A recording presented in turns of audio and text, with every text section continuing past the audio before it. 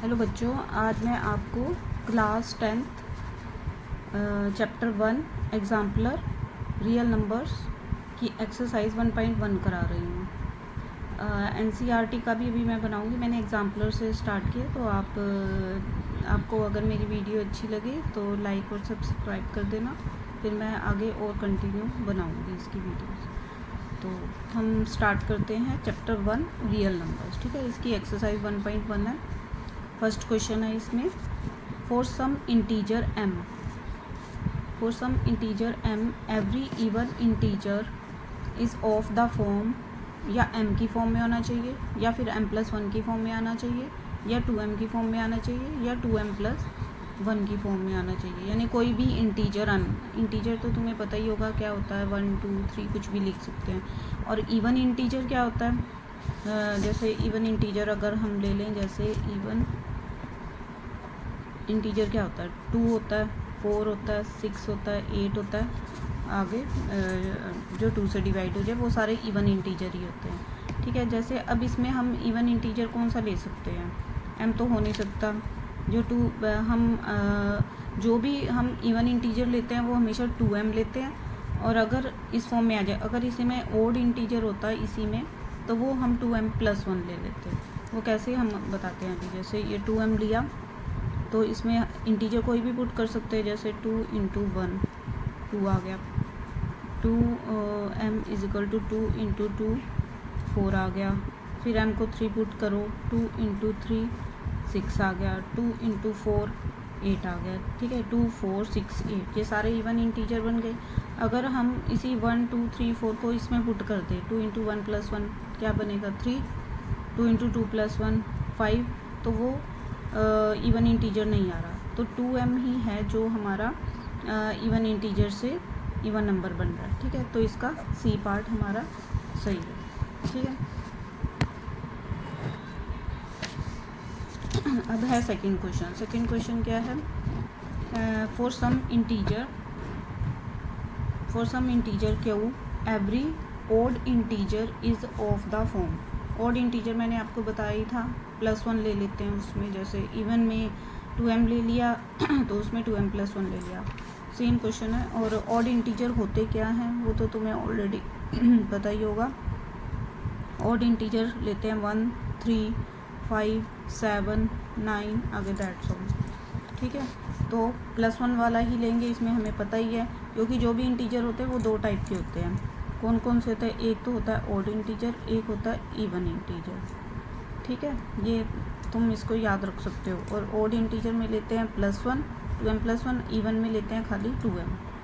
ठीक है, अब इसमें 2m+1 लिया हमने, जैसे 2 × 1 पुट किया, 1+1 बनेगा 3, 2 × 2+1 ये बनेगा 5, 2 × 3+1 यानी 7, यानी 3 5 7। ये सारे ऑड इंटीजर में ही आते हैं, तो इसलिए इसका आंसर होगा 2q+1, या फिर m होता तो m+1, अगर q हुए तो q+1। अब है थर्ड क्वेश्चन। थर्ड क्वेश्चन में क्या है, n² - 1 इज़ डिविजिबल बाय 8। यानी n कोई भी हम नंबर ले लें वो डिवाइड होना चाहिए 8 से। इफ़ n इज़, या तो n हमारा कोई भी इंटीजर होना चाहिए, इंटीजर मतलब 1 2 3, नेचुरल नंबर या फिर नेचुरल नंबर, जैसे नेचुरल नंबर होते हैं 1 से स्टार्ट, 1 2 3 4 5। और n odd integer, odd integer तो अभी मैंने ऊपर बताए ही हैं, 1 3 5 7 अप टू 9। और इवन इंटीजर भी ऊपर मैंने बताया आपको, 2 4 6 8। ठीक है, इनमें से कोई भी हो, लेकिन वो कुछ भी पुट करके डिविजिबल बाय 8 होना चाहिए। अब लिखते हैं हम, जैसे n² - 1। पहले इंटीजर ले लेते हैं, इंटीजर को हम 1 पुट करते हैं, जैसे 1 का स्क्वायर - 1 0 आ गया। और अगर हम इसको 2 पुट करते हैं, 2 का स्क्वायर - 1 4 - 1 3 आ गया। 3 पुट करते हैं, 3 का स्क्वायर - 1 9 - 1 10 आ गया। 4 का स्क्वायर - 1 16 - 1 15 आ गया। 5 का स्क्वायर - 1 यानी 25 - 1 24 आ गया। एक और निकाल के देख लेते हैं, 6 का स्क्वायर - 1 36 6 था 36, 36 में से बन गया 35। अब आना क्या चाहिए, ये कोई भी हम पुट करके 8 से डिविजिबल होना चाहिए। अब 8 से कौन कौन नंबर डिविजिबल हो रहे हैं हमारे, और यहाँ पे 3 3 का स्क्वायर -1, 9 -1 8 आना चाहिए यहाँ पे, तो सॉरी गलती से हो गया 8 आना चाहिए। ठीक है, तो अब कौन कौन से नंबर डिवाइड हो रहे हैं 8 से, एक तो ये हो गया और एक ये हो गया 8 और 24। ठीक है, और एक 0 तो चलो होता ही है, तो 0 तो हर नंबर से डिविजिबल होता है ना। तो इसमें कौन कौन से नंबर हमने पुट किए थे कि ये 0, 8 और 24 आए। एक तो 1 पुट किया है हमने, एक पुट करा है हमने, 3 पुट करा है, एक पुट करा है इसमें, 5 पुट करा है। समझ लो आगे 7 पुट करेंगे, जैसे 7 का स्क्वायर -1, 49 -1 48 आएगा, तो 48 भी 8 के टेबल पे आ जाएगा, 8 6 का 48, तो इसका मतलब 7 भी डिविजिबल। तो ये 1 3 5 7 किस में आते हैं, अभी मैंने बताया था आपको ऊपर, ये सारे ऑड इंटीजर में ही आते हैं, तो इसका मतलब ऑड इंटीजर पुट करके ये 8 से डिविजिबल हो जाएगा, तो हमारा ये वाला आंसर सही होगा, ऑड इंटीजर वाला। ठीक है, अब हम करेंगे क्वेश्चन नंबर 4 की स्टेटमेंट क्या है, if the HCF of 65 and 117 is expressible in the form 65m - 117 then the value of m। तब हमने m की वैल्यू निकालनी है, पहले हमें HCF निकालना पड़ेगा 65 और 117 का। वो तो तुम्हें वैसे छोटी क्लास में निकाला होगा, लेकिन मैं फिर भी अगर जिसको नहीं आता एक बार निकाल के दिखाती हूँ। पहले 65 के फैक्टर बना लिए, उसमें कौन डिविजिबल होगा, जैसे किससे डिविजिबल होगा, 5 है तो 5 से होगा, 5 1 दा 1, 5 3 का 50, 13 13 पे ही जाएगा 1 पे। इसी तरह 117 किस पे जाएगा, 3 पे चला जाएगा, 3 3 दा 9, 3 9 दा 27, 3 1 दा 1, 3 3 दा 30, और ये 13 पे। अब इन दोनों का HCF निकालना है, जैसे 5 × 13 और इसका बनेगा 3 × 3 × 13। HCF क्या लेते हैं हम, कॉमन लेते हैं, यानी HCF तो आ गया हमारा 13। ठीक है, अब उन्होंने पूछा गया था if the HCF of 65 and 117 is expressible in the form 65m, मतलब ये इन द फॉर्म मतलब इसी की फॉर्म में होना चाहिए, मतलब ये इक्वल टू होना चाहिए, यानी 65m - 117 इक्वल टू 13। ये HCF आ गया। अब 117 को उधर ले जाओ, ये बनेगा 13 + 117, तो 65m कितना हो जाएगा, 13 + 117 120 130 हो जाएगा।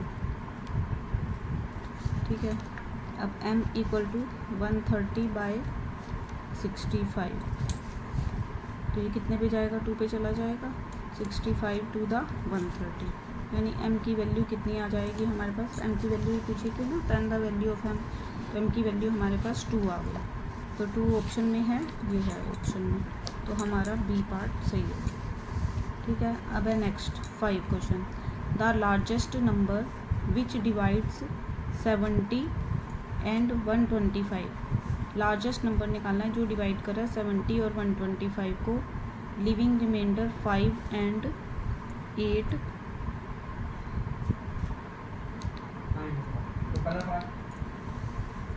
Living divide 70 and 125, leaving remainder 5 and 8 respectively is. ठीक है, जिसमें भी आ जाए ये लिविंग रिमाइंडर, पहले तो हम इसको करेंगे माइनस, यानी 70 में से 5 माइनस किए, फिर 125 में से 8 माइनस किए, 70 में से 5 माइनस किए 65, और 125 में से 8 माइनस किए, ये बनेगा 15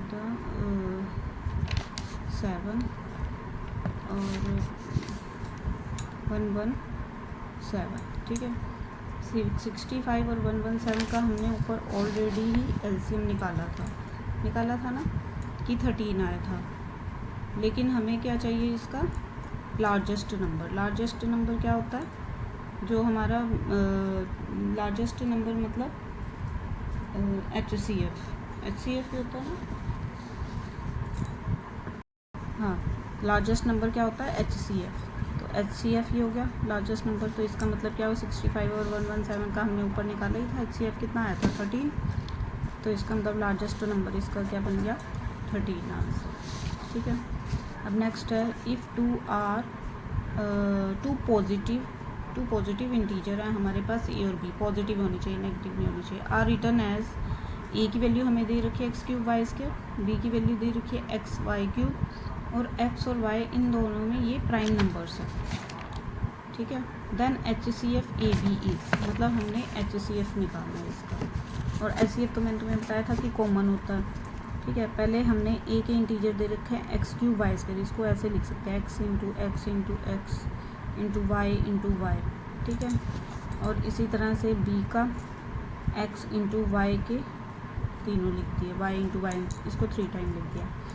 अब उन्होंने क्या पूछा, एच सी एफ क्या लेते हैं हम कॉमन, इन दोनों में कॉमन क्या होगा, एक तो एक्स आ गया, एक वाई आ गया, एक वाई और आ गया, बस। और तो कुछ दोनों में कॉमन नहीं आ रहा, तो इसका मतलब क्या बना, एक्स इंटू वाई, ये बनेगा एक्स इंटू वाई स्क्वायर। तो देखो हमारे ऑप्शन में है एक्स वाई स्क्वायर, ये है, तो बी पार्ट इसका सही होगा, ठीक है।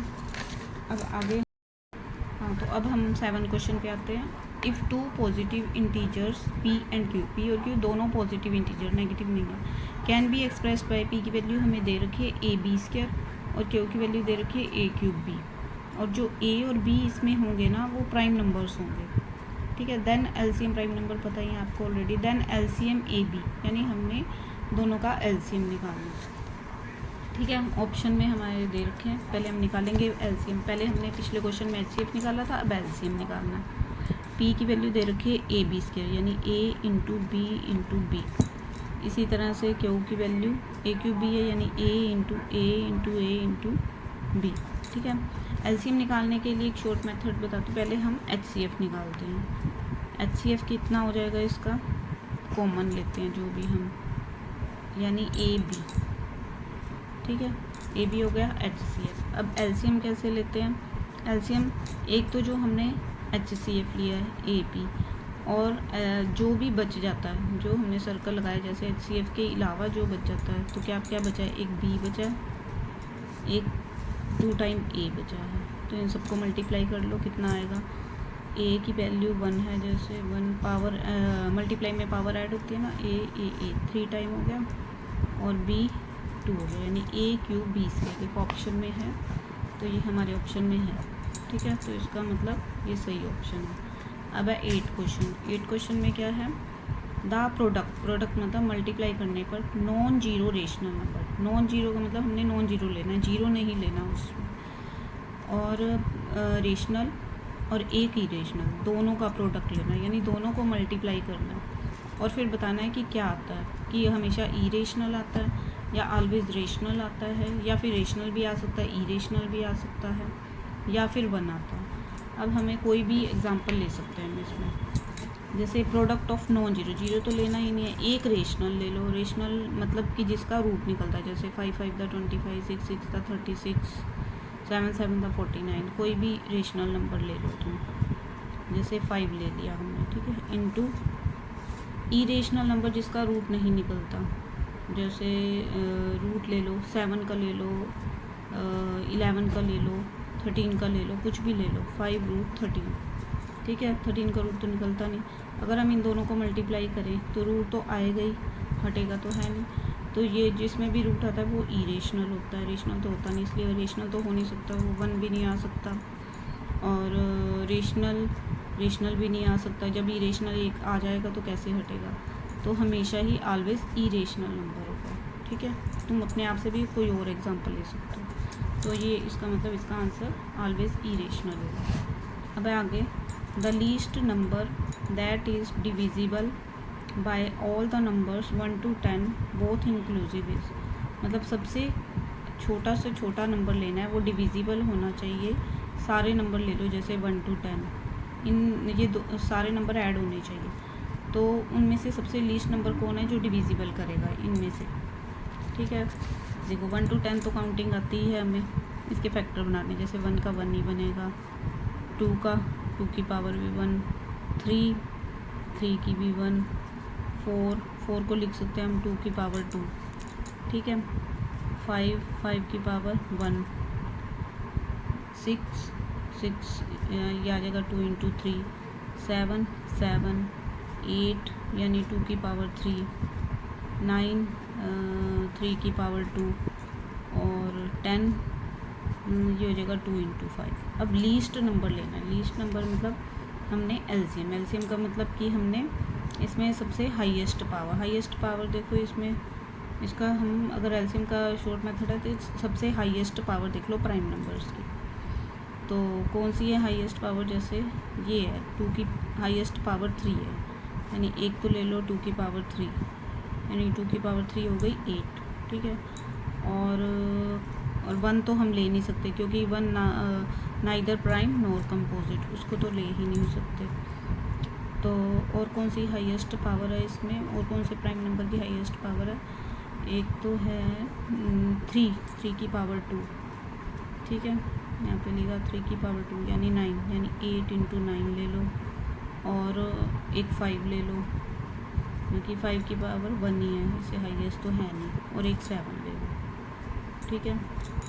हाईएस्ट लेते हैं ना, तो इनको मल्टीप्लाई करके देख लो। 8 9 का 72 को 5 से मल्टीप्लाई करो, 5 2 का 10, 5 7 का 35 और 36, फिर 7 से मल्टीप्लाई कर दो, 7 6 का 42, 7 3 का 21 और 4 21, 0 की 0, यानी 2520 ही है सबसे लीस्ट नंबर जो डिविजिबल हो जाएगा इन सारे नंबरों से 1 to 10। तो ये हमारा ऑप्शन डी सही होगा। तो ये आज हमारी 1.1 कंप्लीट हुई। तो इसके बाद मैं तुम्हें 1.2 की वीडियो बनाऊंगी। अगर आपको मेरी वीडियो समझ में आई हो तो आप लाइक शेयर और सब्सक्राइब करो। Thank you.